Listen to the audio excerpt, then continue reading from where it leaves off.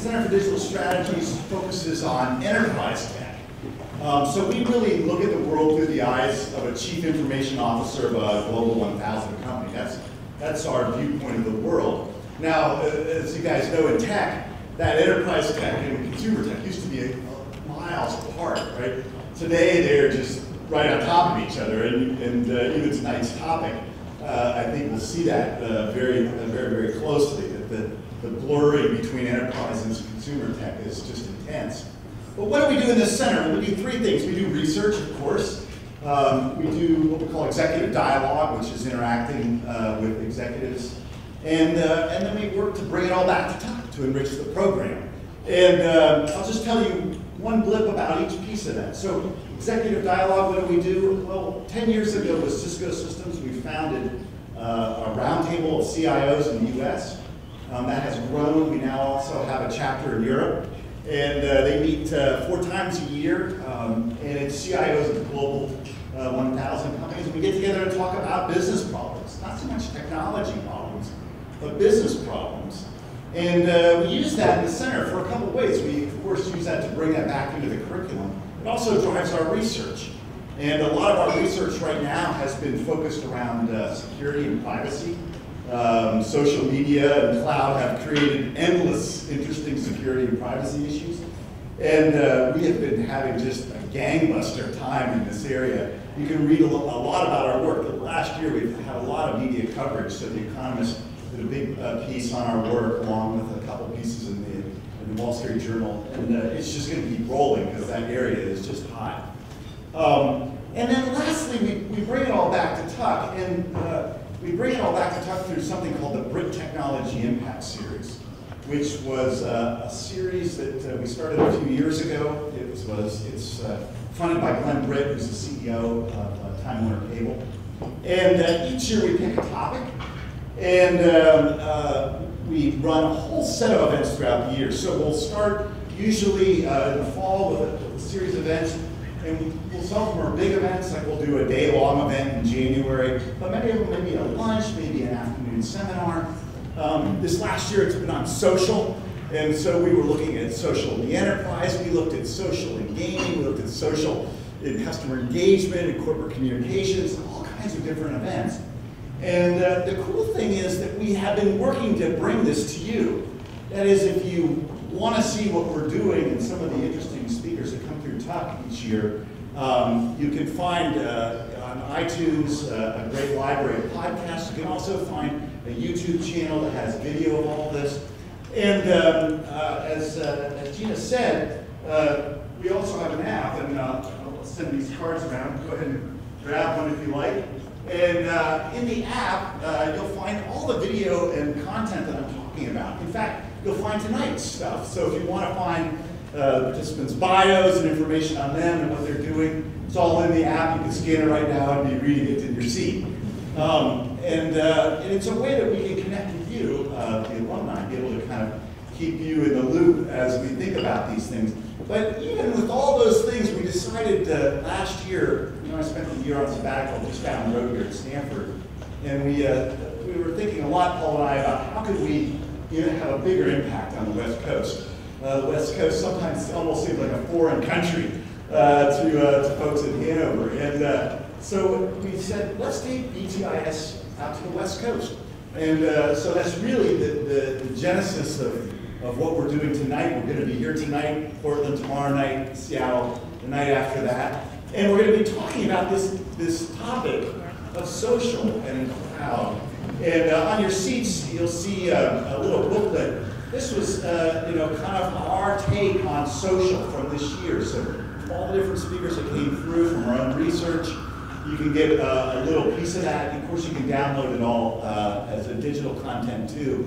But you'll find in there, just a whole list of different speakers and links to video of each of those speakers.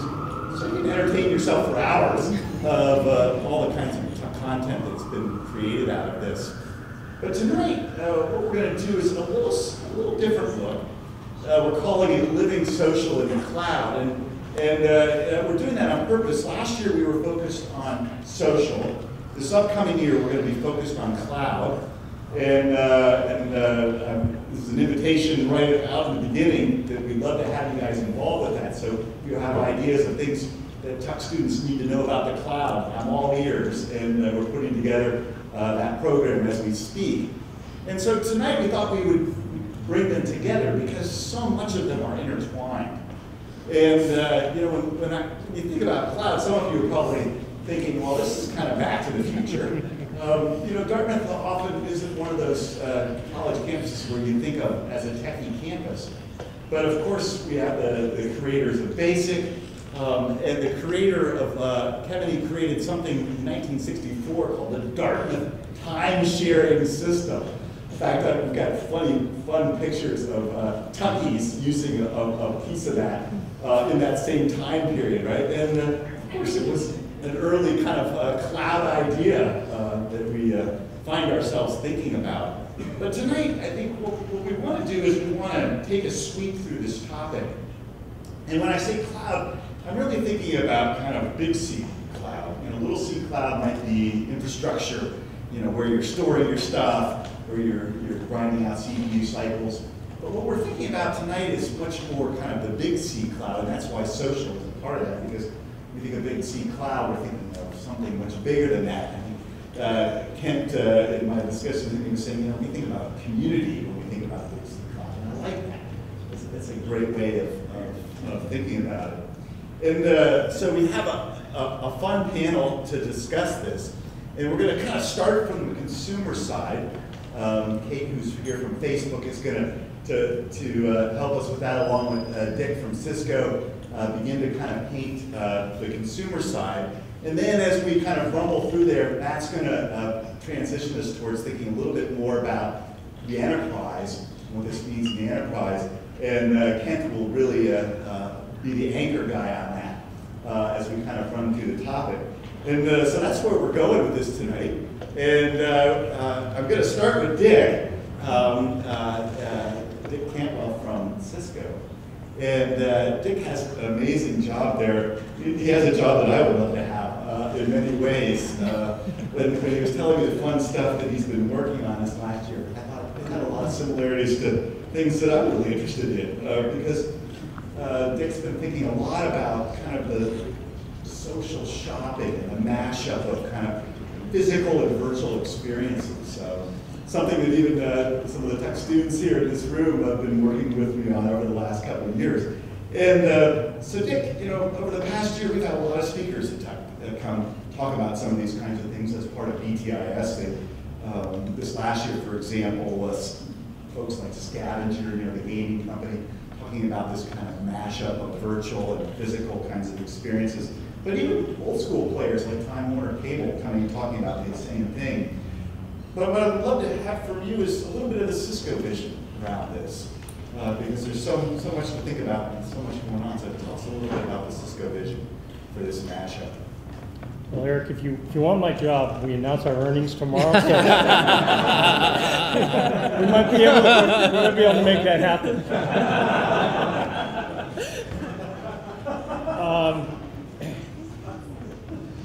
Retail's going through a very large market transition right now, and it's being driven, I don't know if you can all hear me, it's being driven by a change in shopper expectations. So let me give you a little background as to what that means, and then I'll tell you what Cisco's specifically doing in this virtual physical mashup.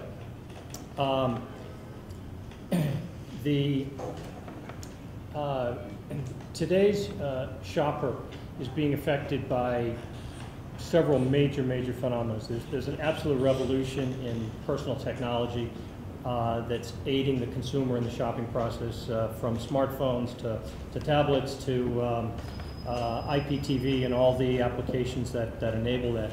And that's coming right on top of a huge demographic shift with the millennials, many of whom are in the audience, who live and breathe technology, who know how to use the stuff, who trust their friends and peers more than experts, who are visual learners and want experiences in real time. You combine that with an absolute tidal wave in technology-enabled change supported by the internet, driven by the internet, things like e-commerce growing 15 to 20% online.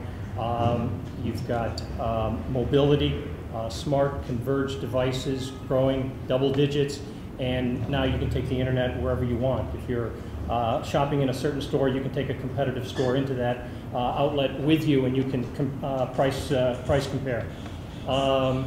You've got social networks all online, and you've got video. And by 2015, we predict 90+% of internet traffic is going to be video. So major changes. What are the implications for that? The experience that shoppers want are driven by what we call internet normative expectations, and there's 7 of them. They want knowledge, and they want knowledge totally whenever they need it. They want it fast. With dual core broadband, they can get it. They want control, the ability to time shift things to when they want to do them. If the mall is closed, they can go on the internet never closes. They want abundant availability. iTunes never runs out of stock. If they can't find what they want in a brick and mortar store, they can go online. If one website doesn't have it, another will, and they can probably get it in 24 hours with free shipping. They want interaction. Shopping today is part consumer, part creator, very personalized. They want community, the ability to share their thoughts on what they're buying and what they have bought, and receive in kind from their peer network advice on what they should buy. And lastly, they want bespoke. They want as much customization into the products they buy as they can possibly get. They want it made for me. So our research says that probably about 50% of shoppers today, more in the millennial generation, are interested in having internet experiences in the retail store and having store experiences when they're on the internet. And that's a fundamental shift in shopping behavior. Fundamental shift that means for a retailer to survive in today's world, they need to be able to merge the physical and the virtual. We call this a mashup of the physical and virtual, or mash-shopping. And what Cisco is doing is we're taking high-definition video, we're taking gesture recognition, we're taking augmented reality, we're taking digital touchscreens, and we're mashing them all together into a in-store experience that allows consumers to come to their favorite retailer and virtually try on clothes, virtually shop the store without ever having to take merchandise into the dressing room by standing in front of a screen, and decide what indeed they do want to try on and what they want to buy. Bringing the internet experience into the store. At the same time, we're taking virtual expertise, using a lot of the same technology, connecting remote advisors to the consumer in the store and creating a virtual concierge, a concierge that gives that consumer a personalized, customized shopping experience. What this does is it answers the need consumers have to be experiencing the internet, or the internet normative expectations while they're shopping, and it allows the retailer of today to differentiate themselves so they can survive to be the retailer of tomorrow. Wow, mass shopping. Mass shopping. Mass shopping. Gotta like it. It's a good one. Well, so there's a piece of the retail side. Kate, you're in Facebook, which is really the heart of social living, and really something that's changing the way we all live. And last year, a Dartmouth undergraduate student did some work in the center and put together kind of a fun video looking at how Facebook had changed the Dartmouth undergraduate experience. And when you first came with me this idea, I thought, well, that would kind of interesting. And he really took it seriously, went off and interviewed generations of Dartmouth students back to folks that graduated in the 50s and 60s, to today, asking him, what social life was like. And part of what I thought was really fun is he got copies. Some of you guys who have been around from that time remember the old Green Book, right? There used to be this thing called the Dartmouth Green Book, which was a kind of an early Facebook idea, but also had all kinds of advice about what the women at Smith were like, or how quickly you get into Wellesley, or whatever, right? There's all these kinds of things, and he's got some of these alumni talking about it, on video, which is just really fun. But then he followed 3 or 4 students over a period of a week or so in their daily life, just kind of how had Facebook changed their life, and of course, it really had profoundly changed their life in many ways and what I've experienced. But what have you learned at Facebook about user demographics and how these different groups live differently now? Yeah, I mean, we've actually found that it's really interesting in that, when you look at how many users are on Facebook today, we say right now we have over 750 million users who are on Facebook. And when you think about that, that's a huge population across a variety of different demographics. So you'd think that you'd see amazing breakouts by those demographics. What's also really interesting is that 70% of them are from outside the US. It's amazing. So you have an amazing diversity of this platform, and then you see 50% of those people, of those 750 million, log on every day. So just kind of when you put those numbers in scale, what we actually see is the diversity is really driven by the diversity that you would expect to see. So, you don't necessarily see that my mom does something particularly differently than my brother, but what you see is that somebody in Iran uses Facebook very differently than somebody in Silicon Valley. And what we see and what our mission is to make the world more social and more connected. And people are like, what does connected mean? And I think some of it gets to what Dick was talking about earlier that I'll talk about in a second, but some of it is just really like, I want to connect with my friends. So we try to build products that help you connect with your friends. A good example of this is our Photos product.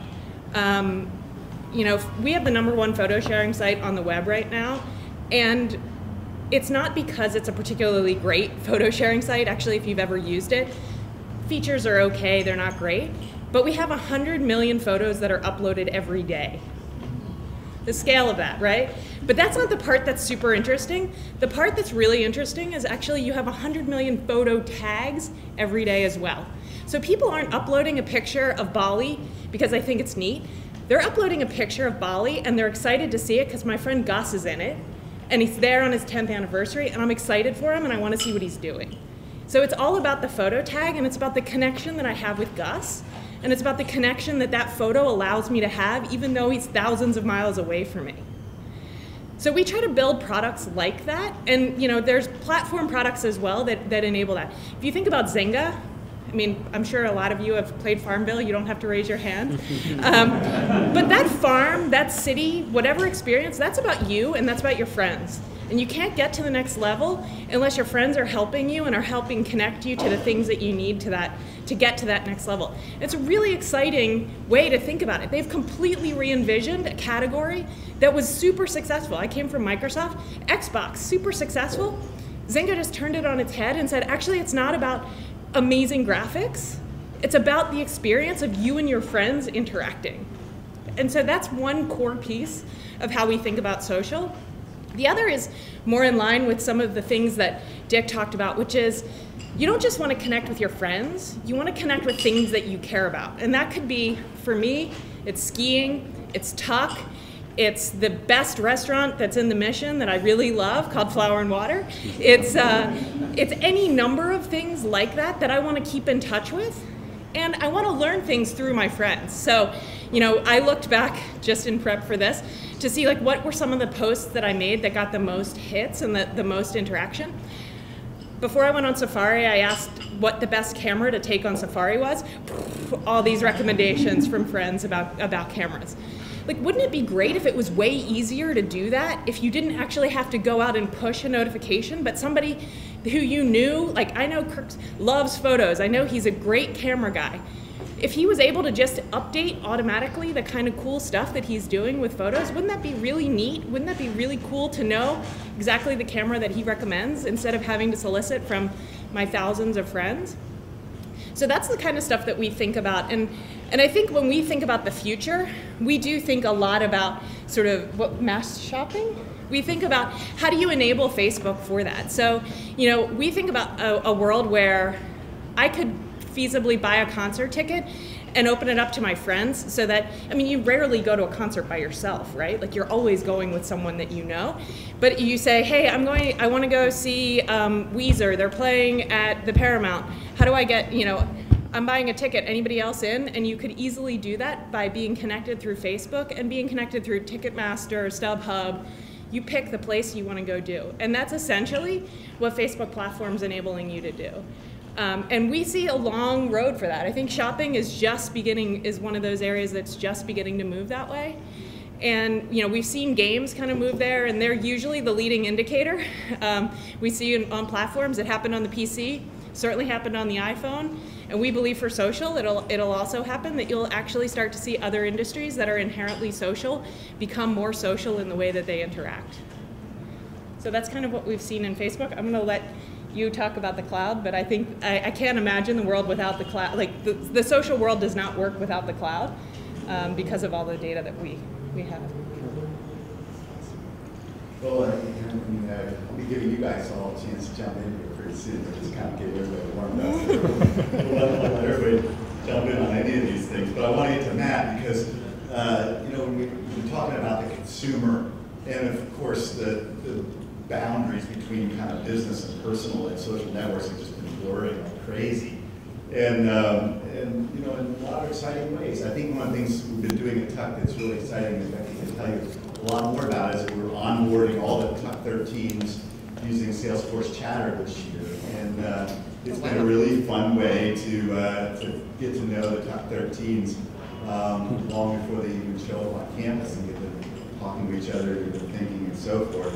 And of course, everywhere we go, in different organizations that I'm working with, CIOs are talking about this and trying to think about what does it mean for them. In fact, we ran a pair of workshops this summer, one in Europe and one in the US, really talking a lot about this topic. And it's kind of interesting. There's still a lot of nervousness, I think, among global IT executives about what social could mean for them inside their enterprise.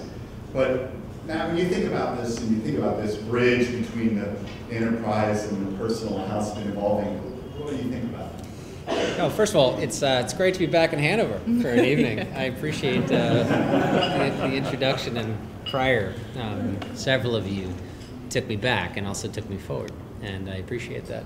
So as we think about businesses, I guess Kate bought a camera before her Safari, and I bet it was a sweet, expensive camera based on the recommendations from her friends.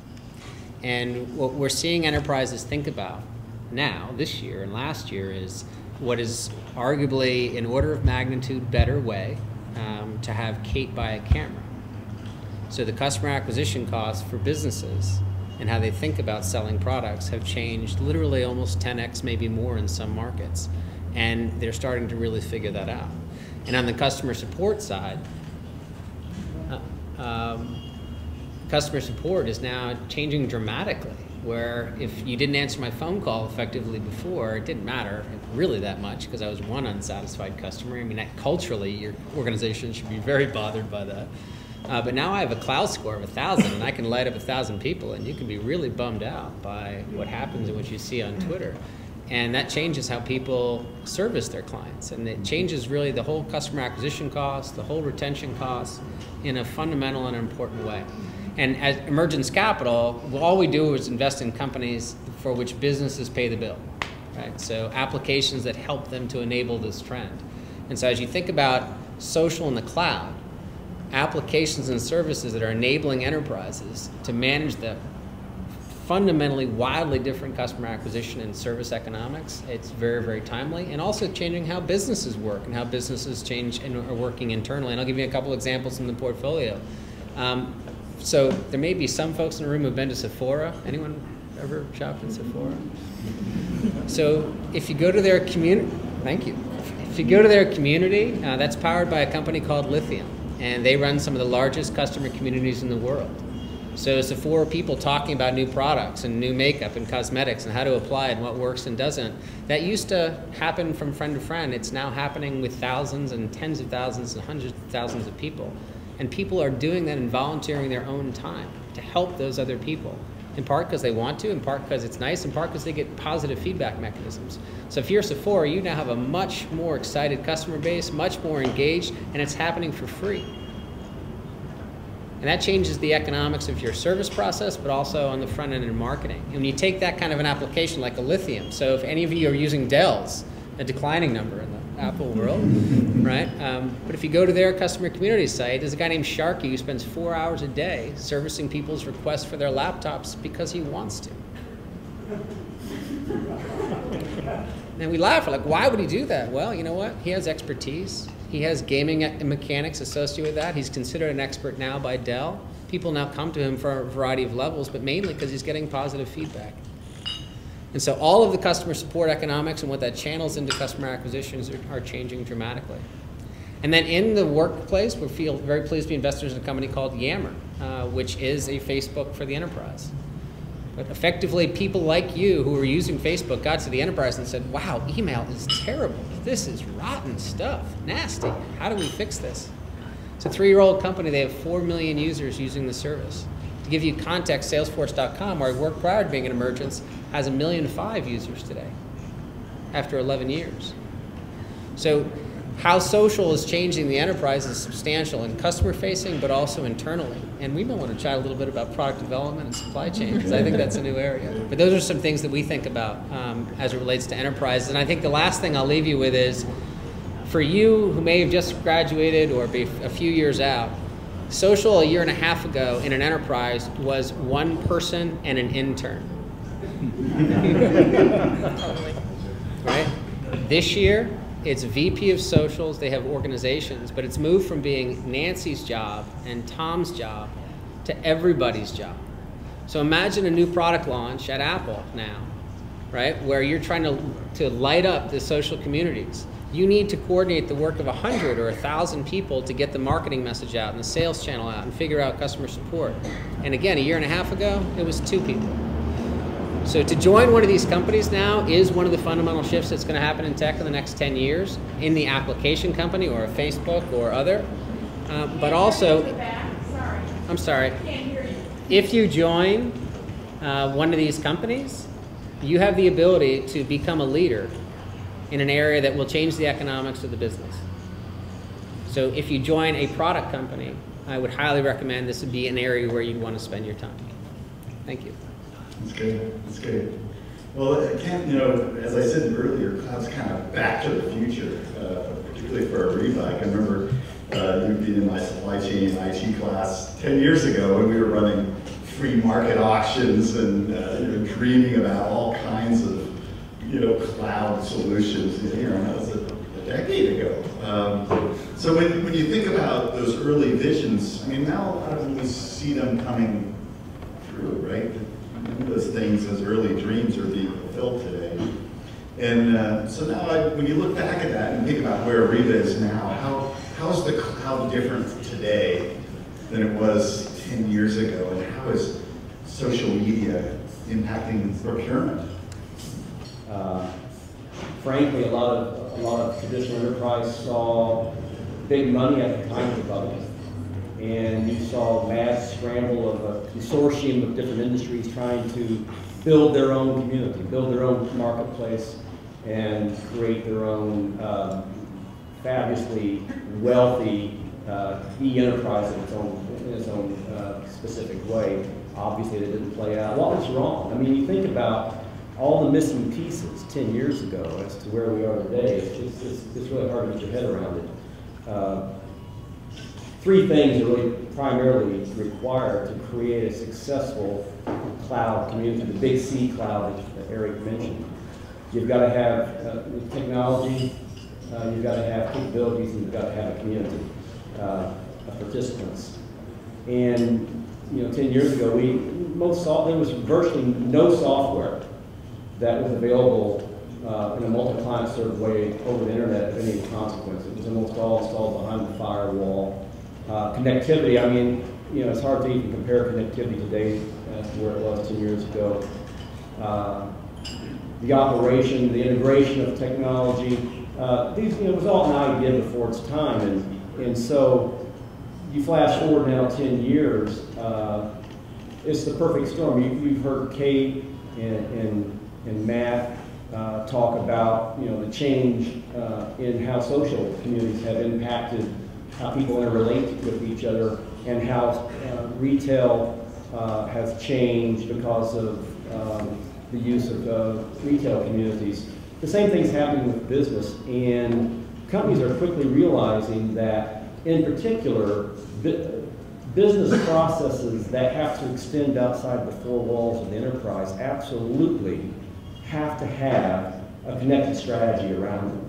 And without having a cloud strategy or cloud vision for those kind of core business processes, you're simply stuck in the 20th century. And that's a bad place to be stuck, given where the world's moving today. In our company, our mission is simple. Kate mentioned Facebook's mission. Ariba's mission is somewhat, you know, it's along the same lines. Our mission is to be the place where businesses, buyers and sellers go to do commerce in the cloud. That's what our mission is. It's pretty simple. And we have about 500,000 companies, the majority of the Fortune 500, and well over half of the Global 2000 that are participants in our global commerce community.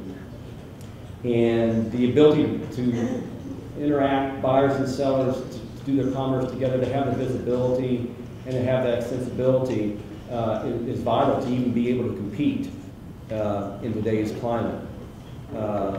Every business process, I don't care what business you're in, every business process, and I agree with what the other panelists have said, is going to be radically changed by cloud and cloud technologies in the next 10 years. And companies or industries or business sectors that don't believe that, I think, are really destined for some serious failure. You take a look at business commerce, I mean, 85% of invoices are processed via the mail or fax machines today. I don't know how many of you have children between the ages of 13 and 25, but I'll tell you something that they won't do in 10 years. They will not use a fax machine. And they will be the workforce in the year 2020. They'll be the guts of the workforce that's executing business processes such as commerce. Take any business process, any life process, whether it be retail, entertainment, social, couponing, business, commerce, CRM, anything you want to pick, any process that we have to deal with today is going to be touched by cloud and its cloud movement. So it's an interesting time, and we've seen, you know, tremendous growth. I can tell you, Eric, that in Ariba, we've been working on this, you know, for about 7 years of moving to where the commerce cloud that we have built today exists. We were kind of a failed and flawed technology company out of the dot-com burst in 2000, 2001. We were reluctant to even talk about this. We were talking about SaaS software, but we were afraid to talk about marketplace or commerce communities or commerce exchanges because of the connotation that was left from a decade ago. And now, of course, you know, you want to have a banner and stick it on the antenna of your car and drive around town with that there. But certainly wasn't in vogue even 5 years ago. Well, now it's your turn. A lot of good things to think about, but questions that you have, things that are on your mind. Yeah. So I guess 10 years ago we talked about bricks and clicks, right? And for a while it seemed as though clicks with no bricks was winning. And I guess the question is, if you're a company that wants to compete as clicks and bricks or bricks and clicks, what would you do and how would you go about leveraging that, like reduce customer acquisition costs through social media? What is it you would do if you were an old line company trying to make this work? That sounds like it's Well, you better do something fast. The world of retailing has moved from bricks and clicks to omni-channel. There's no differentiation between online and brick and mortar. It has to be one seamless brand message. There are, for the typical product acquisition, believe it or not, like 60 touch points the average consumer goes through. Some are online, some come from your mobile device, some are in store, some are in a competitor's store. You have to understand all of that and map the customer's journey, and then make sure that you have a consistent brand message at every intersection point, and give the consumer the ability to check it out in store and buy online. You have to give them the internet experience in their store. You have to give them the store experience online. If I like to go to a store to try on something, you have to find a way using technology to allow me to try it on online.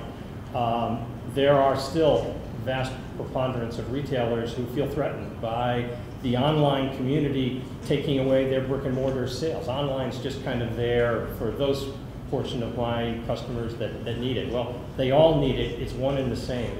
It's bricks, it's clicks, it's omni-channel. You've been talking a lot about e-commerce and social interaction and so on. But I was wondering, how well could you relate to someone else's advice? I mean, you take Yelp, for example, somebody might give like a 5-star to a restaurant, but maybe I have a different taste, and maybe it will be like not as good as I think and what I like actually. So how do you think we can kind of merge the social aspect and the e-commerce, the shopping experience? So I'll start. At Facebook, we have a strong belief in real identity. And so with Facebook Connect, one of the really interesting things is you take your real identity with you around the web. And what that enables you to do is actually kind of remove some of that ambiguity that you're talking about. Because I totally agree. Some of my friends really love food. Some of them I would never trust a recommendation ever. And the same is true for books, music, movies, I mean, you name it. But the idea that we have is that, anonymity on the web is something that is really challenging. And in a lot of ways, real identity helps to alleviate a lot of concerns. And so one of the things that we enable is for you to take your real identity with you. So you can actually connect for Yelp with your Facebook ID, and you can see what your friends have recommended, and you can see if they're friends of friends that have recommended these restaurants, so that you get a little bit more of a barometer. And other companies like Airbnb have done the same thing. I was looking for a place in Palm Springs, and I was way more likely to rent this place because I knew it was a friend of my friend's. And it was a tertiary connection to my social network, but it was still somebody that I at least felt like I could sanity check, like, is this going to be what the photos actually look like? So we tend to think about real identity as being a good way to kind of start to remove some of that friction and noise that you see in the system right now. I think it's also, I just took a trip with my kids, road trip with my Droid, and it was all Yelp, right? Yeah. So at the local level, the decisions of who's even showing up are now social. And the local smart best properties are really figuring that out and engaging. I think the identity issue, as the content grows exponentially, becomes really, really important. But the smartest, even smallest merchants, hotels, shops, are figuring out that discovery is happening there, and it's not happening on Google. And the economics are changing dramatically, like they were 10 years ago, because it's going to Facebook and it's going to other local properties that are providing that content. So I've kind of noticed with social technologies and process services that there seems to be a lot of companies that are duplicating or mimicking different competitors in their industries.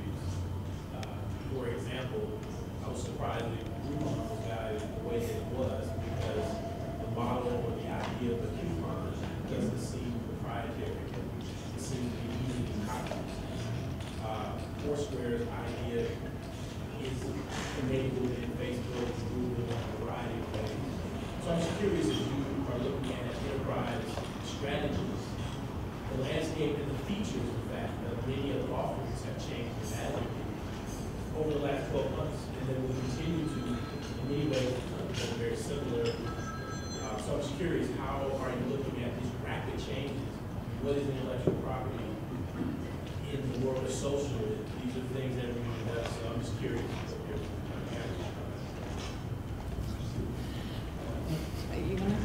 Well, I'll say, you know, from the standpoint of being on kind of the way on the enterprise side of this, I think what's being lost on a lot of people is that the technology is not necessarily the core competitive advantage. It's a big part of what you have to have. But building the community, once you own a community, it's extremely valuable. And now, what are the barriers to entry or barriers to taking your community away from you will of course be dependent on, you know, the product that you have and the market that you're in. But I can tell you, in the business commerce, the change management associated with moving from one community to another is extremely high. And it's not so much because of integration costs or technical costs. That's a little part of it. The people change management, the organizational change management is very high. But there's always, you know, some marginal propensity to react, right, depending on what your needs are out of a community. And so if you provide those needs well, you know, you can keep your community members for a long period of time. You don't have to be the best. I mean, I don't want to pick on Apple. Apple's, you know, the most valuable company in the world. What time is it? I mean, that's a great company, but, you know, you would have to take a look at their hardware and say, you think Apple's the most valuable company in the world because of their hardware alone? Is it the best phone, the best battery, the best, you know, they're the window to the cloud. That's why they're the most valuable company, right? And they have a community of users for a lot of different factors. It's not just because of how, you know, going out and knocking off their hardware. And I think that applies to a lot of communities as well. Yeah, I mean, I think the only thing I would add is I completely 100% agree with the community. I mean, I think Mary Meeker called it social, mobile, local as being the three areas where we were going to see a lot of dynamic tension over the next couple of years. And I think that's what we're seeing. We're seeing a lot of companies who are in the same space trying to figure out exactly what works because they're all so new. I feel like every one of my friends uses a different check-in service. For me, that seems completely inefficient, but it's the service that they like and it's the one that works for them and they feel like their community is there. Similarly, you know, I probably get 4 mails a day, one from Groupon, Living Social, you know, every other possible deal, Gilt, like every deal site that you could possibly imagine. And that also doesn't feel super efficient to me, but it also is the only way that I can get exposed to the content that I want at that time. And so you have to just start thinking about ways that you can target users and actually get them to get the content that you want in a variety of different cases. Because I completely agree with Dick that it's like you have to think about the full life cycle, but I think you also have to think about different ways for people to interact with products. Because when I go shopping online, I don't actually go to Zappos or Amazon or J.Crew. I go to Pinterest, I go to Polyvore, and they allow me to kind of play with different things across different sites. And so you have to kind of think about unique ways that you can play with, that you can get exposure content. Yeah, I think on the enterprise side, the proliferation of Groupon, Living Social, Google Offers, Facebook credits, like that's all goodness if you're creating applications that help companies manage that complexity. Right? Because you've just taken it from a one-to-one, I need to work with Facebook or I need to work with, you know, with Living Social. And now you have to manage that diversity, knowing that diversity is going to continue. And the businesses look at that and say, wow, I need to compare the ROI in those campaigns and the execution associated with that. And I need to manage the groups who are responsible for those enterprises and make partner choices. So that complexity actually helps the applications and companies that are being built for businesses to leverage it. Question about security or privacy. You talked a couple minutes ago about carrying your identity around, whether you're on Yelp or article in the Wall Street Journal last week about a professor, I think from the University of Pittsburgh, who was able to give it a picture of someone within a couple of seconds, identify the first 5 digits of their social security number with about 30% accuracy.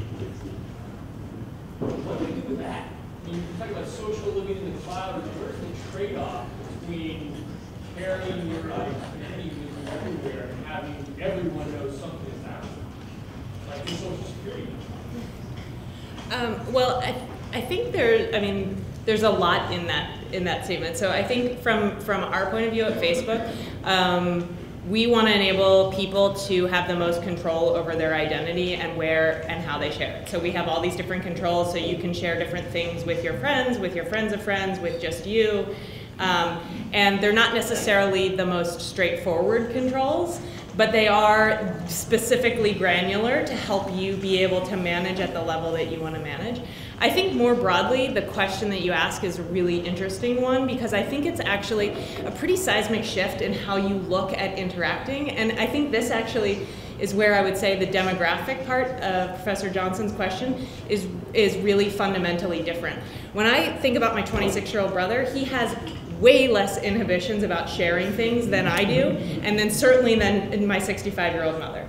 And so when I think about sort of how people are on the spectrum, it happens to be really demographic. I mean, there are just a lot of changes that I can expect us to go through over the next several years around what people are comfortable in sharing, what they're not. But I think the key is really enabling people to have that control. And I don't know the specific case that you're talking about to actually talk about like how that happened, but I think you have to, as a company, provide your users with that level of control. Otherwise, they're not going to feel comfortable doing the type of engagement that we actually think is really valuable and that I think we all get benefit from. I think businesses are petrified on what you're talking about, and basically they're not sure what data they are extracting from XYZ social network, and that what they're learning about you, and do they have the right to do so.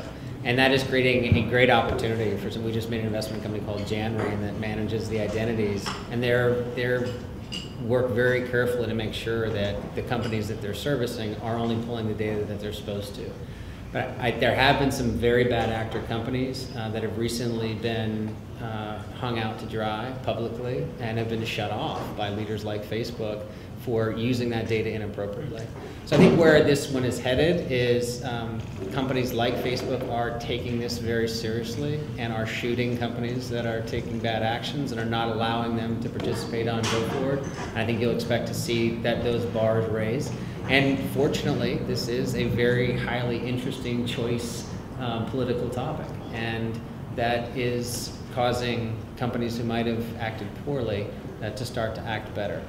So it's leaders are taking it very seriously, like Facebook and LinkedIn and others. The bad actors are getting taken care of, and know that most businesses are really concerned about this. And it's actually one of the things that's preventing them from taking full advantage of this opportunity this year and next year until this really gets sorted out. Well, they've given us a lot to think about, and please linger and enjoy some drinks, and I'm sure they'll be happy to chat more. But grab the app. All this will be up there hopefully in a few days, so you can follow the conversation throughout the year.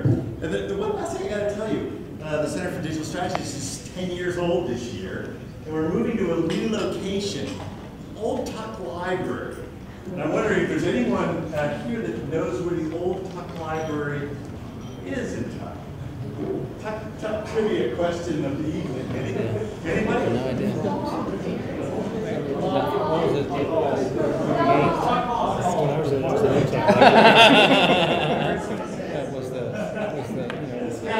He's got it. It's second floor of Tuck, right above the Dean's office. Was kind of the original library. This is the way it looked 50 years ago. It's a beautiful space, but anyways, it's being reconfigured for the center. So please come visit us this year. We'd love to have you and be part of the conversation. And let's thank our panelists. I have some things for them.